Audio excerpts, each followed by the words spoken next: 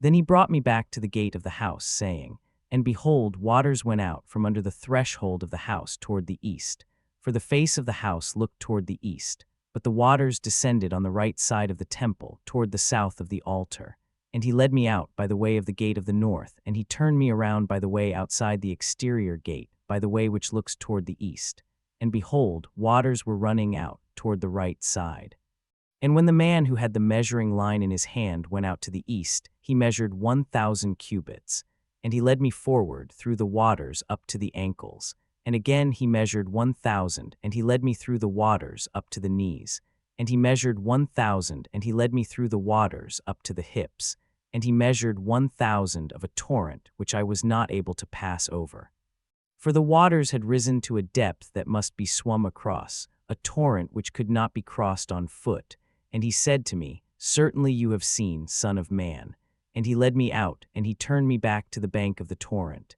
And when I had turned back, behold, on the bank of the torrent were very many trees on both sides. And he said to me, These waters, which go forth toward the hillocks of sand to the east, and descend to the plains of the desert, will enter into the sea and will go out, and the waters will be healed. And every living soul that moves, wherever the torrent arrives, will live. And there will be very many fish after these waters have arrived there, and they will be healed, and all things will live where the torrent arrives. And along the torrent, on its banks on both sides, every kind of fruit tree will rise up. Their foliage will not fall away, and their fruit will not fail. They will bring forth new fruit every month, because their waters go out from the sanctuary, and their fruit will be for food, and their leaves will be for medicine. The Lord of hosts is with us. Our stronghold is the God of Jacob.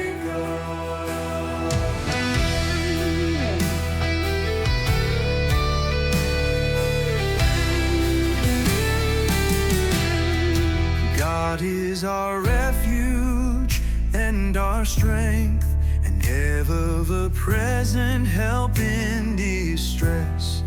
Therefore we fear not, though the earth be shaken, and mountains plunge into the depths of the sea. The Lord of hosts is with us. Our stronghold is the God of Jacob.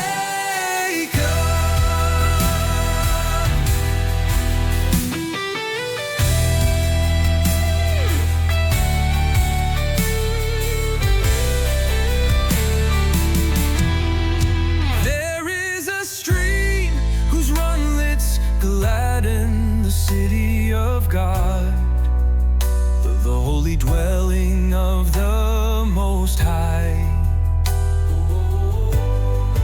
God is in its midst, it shall not be disturbed. God will help it at the break of dawn. The Lord of hosts is with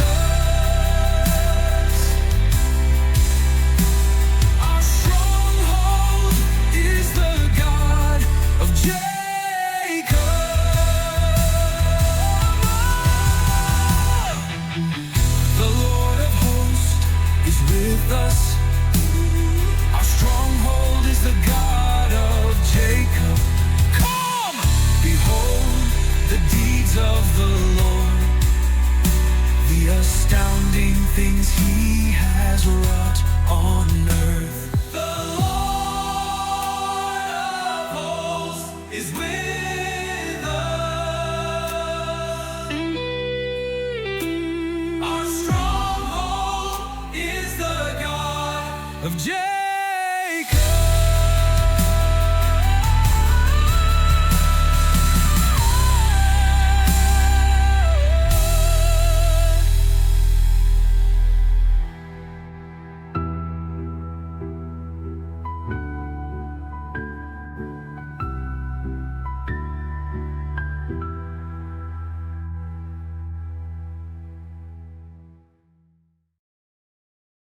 There was a feast of the Jews, and Jesus went up to Jerusalem. Now there is at Jerusalem, near the sheep gate, a pool which is called in Hebrew Bethesda, having 5 porticos. In these were lying a great multitude of the sick, blind, lame, withered, waiting for the movement of the water. For an angel of the Lord descended at a certain time into the pool, and so the water was moved. And whoever descended first into the pool, after the motion of the water, was healed of whatever infirmity he held. And a certain man was there who had an infirmity for 38 years. Jesus, seeing him lying there and knowing that he had been afflicted for a long time, said to him, "Do you want to be healed?" The sick man answered him, "Lord, I have no one to put me into the pool when the water is moved, and while I am going, another descends ahead of me." Jesus said to him, "Rise, take up your bed and walk." And immediately the man was healed, and he took up his bed and walked. Now it was the Sabbath on that day. Therefore the Jews said to the man who had been healed, "It is the Sabbath. It is not lawful for you to take up your bed." He answered them, "He who healed me, he said to me, 'Take up your bed and walk.'" Then they asked him, "Who is that man who said to you, 'Take up your bed and walk'?" But the one who had been healed did not know who it was, for Jesus had turned aside from the crowd gathered in that place. Afterwards Jesus found him in the temple and said to him, "Behold, you are healed. Sin no more, lest something worse happen to you." That man went away and told the Jews that it was Jesus who had healed him. And because of this, the Jews were persecuting Jesus, because he was doing these things on the Sabbath. Imagine Jerusalem, not the peaceful, sanitized version from postcards, but a city crackling with tension. Roman soldiers patrolling the streets, religious leaders watching every move. Survival is a daily negotiation. At the sheep gate, there's a pool called Bethesda. In Hebrew, the name means house of mercy, but mercy is in short supply here. 5 porticos surrounding a pool where the desperate gather, the blind, the lame, the crippled, a human warehouse of human suffering. And in the middle of this broken landscape, one man, 38 years, 38 years of watching others get healed, 38 years of being passed over, forgotten, invisible. In the ancient world, chronic illness was more than a medical condition. It was a social death sentence. No work, no family, no community, just a mat by a pool, watching life happen to everyone else. Jesus sees him, not just looks at him, sees him. Do you want to be well? Such a simple question, but loaded with more complexity than it appears. The man doesn't even answer directly. Instead, he reveals his deepest pain. I have no one to help me. In a culture where community was everything, his isolation is his real disability. Jesus doesn't offer sympathy, he offers transformation. Rise, take up your mat and walk, and just like that, healing happens. But here's where the story gets complicated. It's the Sabbath. In Jewish law, carrying a mat is considered work, and work on the Sabbath, strictly forbidden. The religious leaders don't celebrate the miracle, they attack. It's not lawful to carry your mat. Jesus is deliberately challenging their understanding of religious law. Mercy trumps ritual, healing matters more than rules. This connects powerfully to Ezekiel's vision of the temple waters, a tiny trickle becoming a massive, life-giving river, healing that starts small and transforms everything it touches.